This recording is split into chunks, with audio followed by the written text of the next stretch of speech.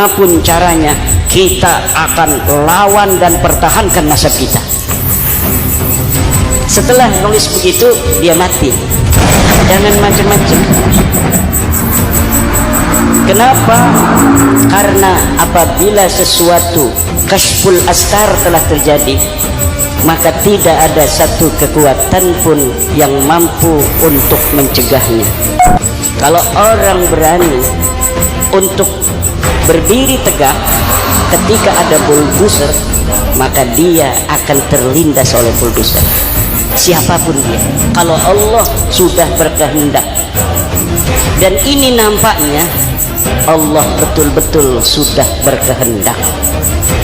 Apapun fitnahnya, apapun framingnya, setinggi apa dia pangkatnya hari ini, yang mau membela nasab yang telah menyakiti Rasulullah Muhammad sallallahu alaihi wasallam itu beratus-ratus tahun, dia akan ikut terbantai oleh kedahsyatan kehendak Allah Subhanahu wa taala.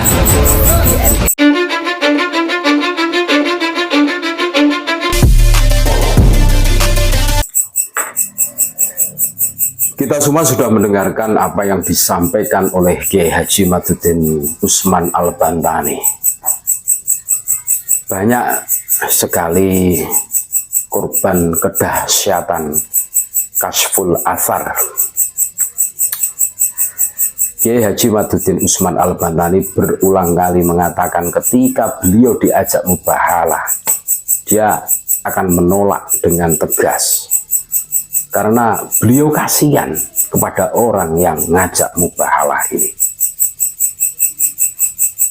Akan tetapi kita semua tahu banyak yang di situ tetap ngeyel, merasa paling benar sendiri tanpa mau mencerna.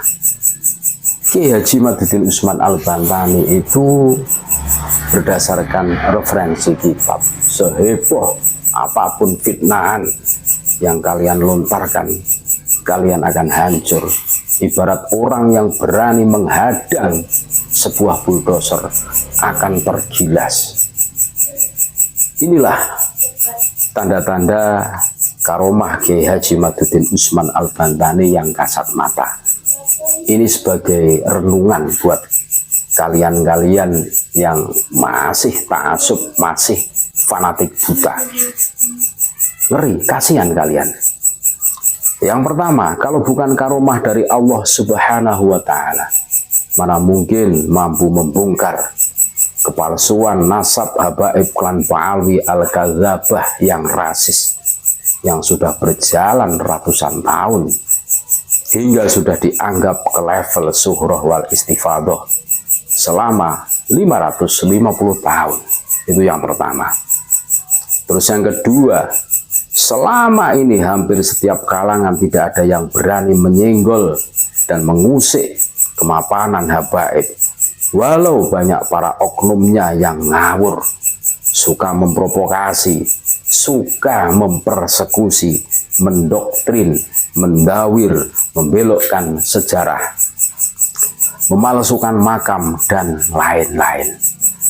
Namun Kiai Haji Madzuddin Usman Al-Bantani malah diberi keberanian dan kemampuan menyambut bisanya habaib, sehingga langsung lumpuh total, tidak berdaya, sehingga bisa menyetop kesalahan yang selama ini diperbuat oleh banyak para oknum habaib klan Ba'alwi Al-Kadzabah rasis.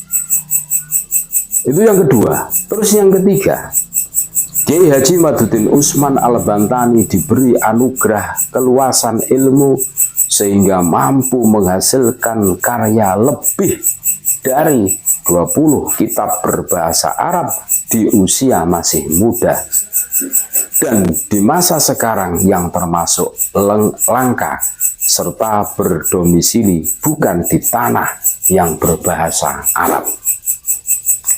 Yang keempat, siapapun mereka, sekelas apapun kekiaiannya, mereka apabila menyerang tesisnya Kiai Haji Madzuddin Usman Al-Bantani, tanpa dasar ilmu nasab yang mumpuni, maka akan jatuh marwah kekiaiannya di mata umat Islam.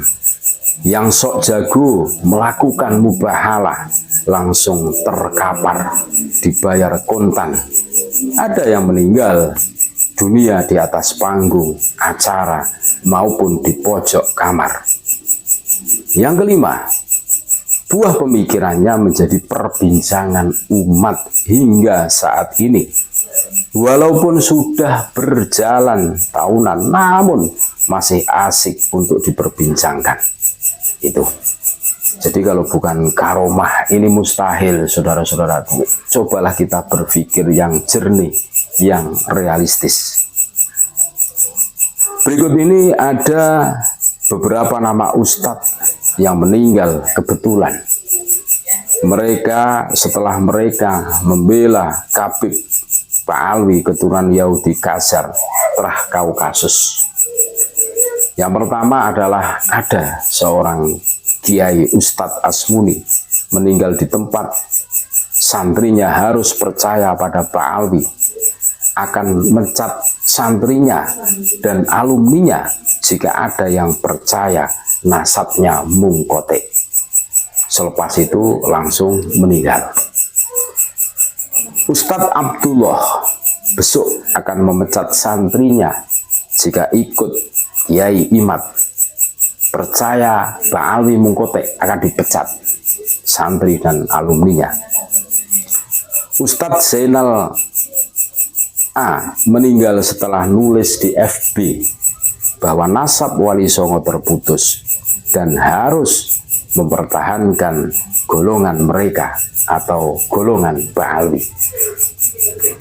Buat referensi saja, saudara-saudaraku, ada apa dengan uji ilmiah Kiai Imaduddin Usman Al-Bantani hingga mereka membela keabsahan, sehingga mereka membela mungkoteknya Pak Alwi yang berujung dengan maut. Semoga mereka mendapatkan maghfirah dan syafaat Rasulullah SAW. Terus yang baru saja terjadi adalah Gus Auzi wafat setelah sekitar 41 hari mubahalah bahwa nasab Pak Alwi tidak mungkote, hakul yakin nyambung kepada baginda Nabi Muhammad SAW, dan mengatakan Kiai Imaduddin semoga dilaknat. Aduh, akhirnya dijawab oleh Allah Subhanahu wa Ta'ala. Pertanyaannya, ketika banyak kiai yang meninggal gara-gara membela para Khabib ini, gus-gus yang membela, akankah para Khabib ini terus berduyun-duyun, bertaksiyah, menggalikan kubur muhibinnya, terus menggotong kerandanya, terus memasukkannya ke liang kubur, memandikannya, menyolatinya? Apakah akan terjadi seperti itu? Jauh.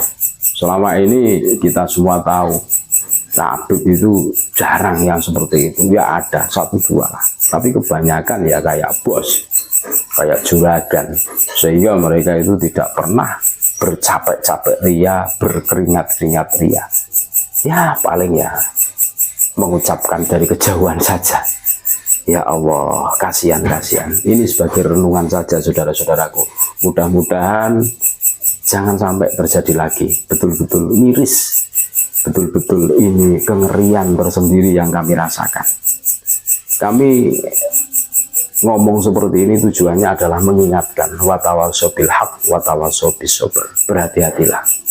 Terima kasih. Tetap NKRI harga mati Nusantara milik kita.